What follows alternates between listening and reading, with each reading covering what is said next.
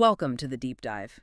We unpack complex topics, dig into the data, and today, well, we're really taking you behind the curtain. We are. We're looking at an incredibly ambitious project, the planning, building, and running of a potential global media network. Imagine the scale, the foresight needed for something like that. You're essentially getting a masterclass today in what truly goes into media planning at the highest level. Our mission really is to distill the key insights from some extensive source material we've looked at. It's a shortcut for you to understand what it genuinely takes to launch a global media powerhouse. And this wasn't just a quick sketch on a napkin. The research and development, it started way back in July 2010. That's right. The first proper proposal version hit the table in autumn 2014, and they kept updating it, refining it, right up until version 04 in 2018. So that's an 8-year journey, an 8-year odyssey, you could say, of data forecasting strategy. An incredible amount of work, and the architects behind this. The founders were Philip Cavell as CEO and Kenny Cheng as CTO. Right, bringing together a really diverse skill set: film, TV, aviation, journalism, telecoms. A really potent combination for this kind of venture. Now, we should mention up front, the project itself, sadly, it did shutter in December 2018. Global events, economic realities at the time, you know? Yes, unfortunately. Uh, But the blueprint they created, it's extraordinary. It really stands as a testament to the level of detail required. It gives us this amazing chance to peek behind the curtain. It absolutely does, and it shows just how thin the margins were even back then. The foresight needed for everything. Regulations, costs. Right down to the energy consumption of the buildings. It's that granular. So where did they start? The initial spark was AVTN, Aviation Television News. Yeah, AVTN. What's really interesting is how they pinpointed this, well, arguably underserved market. Their research showed the world of aviation was genuinely newsworthy. More than just, incident reports. Oh, much more. Most of the existing B2B aviation stuff was weekly, maybe monthly. There was a huge gap for 247 coverage. So think routes, manufacturing, safety, tech, jobs, the whole global connectivity piece. Exactly. And it wasn't about making documentaries. It was pitched as a business news formula, interpreting aviation news, world events, financial info. For both the industry and the regular consumer, the passenger? Correct. And the target audience was surprisingly wide. Passengers, businesses, sure, but also av geeks, pilots, high net worth individuals, even military folks. They had a fascinating stat comparing Google searches, didn't they? They did. Travel pulled in something like 3.35 billion searches, while football was around 1.38 billion. It just showed the potential scale. A huge addressable market, potentially. And the programming plans reflected that depth. Absolutely. Things like detailed weather reports from in-house aviation meteorologists, designed almost like a pilot's briefing. Real niche understanding. Showing they knew their core audience inside out. Which is vital for credibility, especially in a specialized field. But then came a pivot, a really interesting strategic move, despite the detailed plan for AVTN. They ran into a bit of investor confusion. People sometimes mistook it for just an in-flight news channel. Right, which wasn't the big vision at all. No. So this really speaks to adaptability and planning. In response, around winter 2015, they introduced NewsNet 24-7. Okay, so what was NewsNet 24-7? It was conceived as a more, let's say, generic business and consumer news channel. Broader appeal across different sectors. But crucially, it leveraged the same core infrastructure already planned for AVTN. It just meant, bigger budgets for personnel, news gathering, transmission. So same engine, different bodywork, essentially, offering more flexibility. Precisely. It gave them the option to launch with either AVTN or NewsNet 24-7, addressing those perceived market limits investors had flagged. A smart way to handle that feedback. Very smart. NewsNet 24-7 obviously broadened the potential topics, massively health, sports, tech things, with billions of searches too. It showed they understood investor psychology, simplifying the pitch while keeping the robust backend. Strategic flexibility, really. And speaking of that robust backend, that core infrastructure, the planning detail here is just staggering. We're talking about the final proposal, VS.04. Yeah, containing approximately 2.7 million data points and calculations.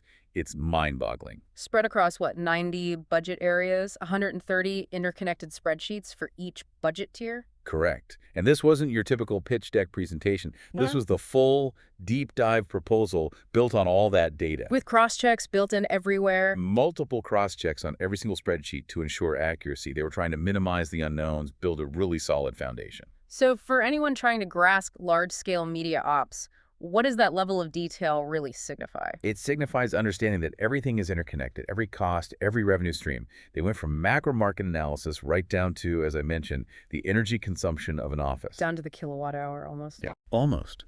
It shows that for ventures like this, any line item, if not meticulously planned, could be a point of failure.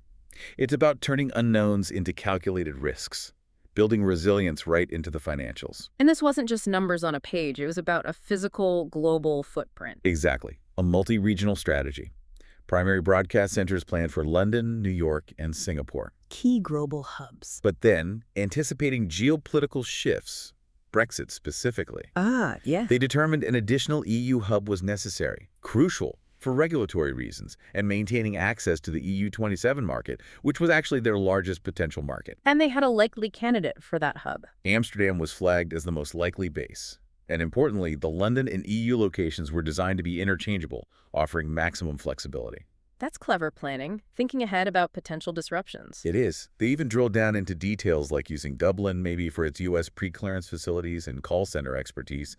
They budgeted for around 80 multilingual call center staff, likely based there. It shows that holistic view, every piece fitting together. The human engine and the technical engine working in concert. Let's talk about the human engine first. Personnel. For Tier 1, the top level. They planned for approximately 450 broadcast and journalism staff. Wow. That A includes huge range. Specialist editors for things like propulsion or avionics, aviation meteorologists, general correspondents, PAs, producers, directors, gallery ops, even baristas for the facilities, a whole ecosystem. And the tech side, the broadcast systems. State-of-the-art was the plan.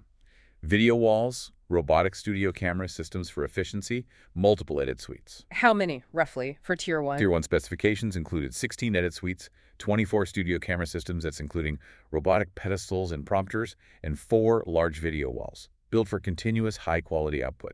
And underpinning all that, the IT and telecoms infrastructure must have been significant. Hugely significant. Around $1.53 million budgeted just for the initial IT network construction. Lots of high-end kit, Macs primarily, big storage. You mentioned petabytes of storage. Yes, a $5 million budget line for petabytes of data storage right at construction. That cost was projected to rise too, needing another $1.6 million in the second year of transmission, TX2, and $1.7 million by TX4. And connecting all these global hubs. They budgeted for MPLS circuits. That's a type of high-speed, reliable network connection, essential for linking the bases and the satellite ground stations in real time, like dedicated data expressways. Got it. And the reach, getting the signal out there. That was a major cost, obviously. Just TV platform access started at around $10.2 million per year. And satellites. They planned to lease 28 satellites. The cost, around $21.7 million annually. That's what global reach costs. So with all that reach, what kind of audience conversion did they need to actually make it work financially? The modeling showed they needed a minimum conversion of just 0.8% of their potential reach to achieve profitability. Only 0.8%. That sounds low, but what does it translate to in terms of households? It translates to a reach of about 541.3 million households. So yes, the percentage is small, but the required absolute number of viewers was still massive. They considered this realistic within their models. Okay, so funding this whole Tier 1 vision, what was the price tag? The initial capital requirement was pegged at $198 million. Wow. Plus, they wisely set aside an extra $20 million in credit facilities as a buffer, a safety net. This wasn't a shoestring operation then, a massive upfront bet. Definitely. Calculated, but massive. They clearly believed you had to go in at scale to compete globally in news. And how did they project making the money back, revenue streams? Revenues were estimated pretty conservatively, actually. They looked at competitors' audience figures and reverse engineered the advertising rates, the CPTs or CPMs, cost per thousand views region by region. Across all platforms. Across everything. Satellite, cable, IPTV, streaming platforms like OTT, AVOD, SVOD, web, apps. For example, just TV ad revenue for the first full year of transmission, TX1, was projected at $87.8 million, part of a total ad revenue projection of $134.3 million for that year. So a data-driven approach to forecasting income as well. Absolutely. And the financial models underpinning all this were incredibly detailed. Deficit and surplus calculations for every tier. Factoring in everything. Everything. Leasing variations, interest on debt, bank balances, tax like VAT and sales tax, depreciation, amortization. They even calculated energy costs for offices, studios, computers, aircon. They detailed 18 separate equipment leases to project repayments accurately. Getting really granular on the operational costs too then. News gathering, for instance. Significant budget there. Started at $21.9 million per year, planned to rise to over $29 million by TX4. And marketing. A $12 million pre-launch marketing budget. Yeah. Interestingly, that was increased alongside the legal budget, which started at $1 million a pass per year. And there was a specific reason for boosting those two budgets, wasn't there? Something quite prescient. Yes, very much so. It was explicitly to counter the potential threat of being wrongly labeled as fake news. Even back in 2018, they were anticipating that. They were.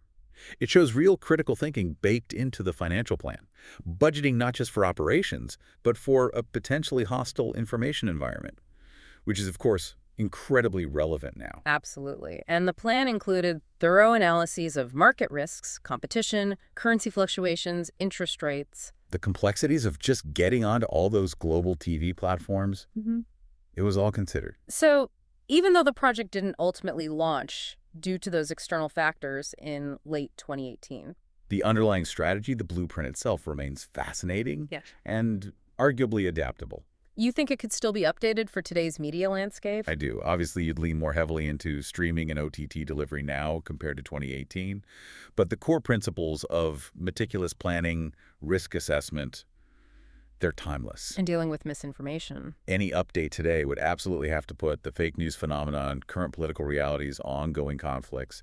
All of that would be front and center in the strategic thinking. But the framework they built was designed with that kind of adaptability in mind. It really is an amazing opportunity, looking at this, to see what goes on behind the scenes. An 8-year journey of data, strategy, pivots. It wasn't just an idea. It was a meticulously constructed potential reality.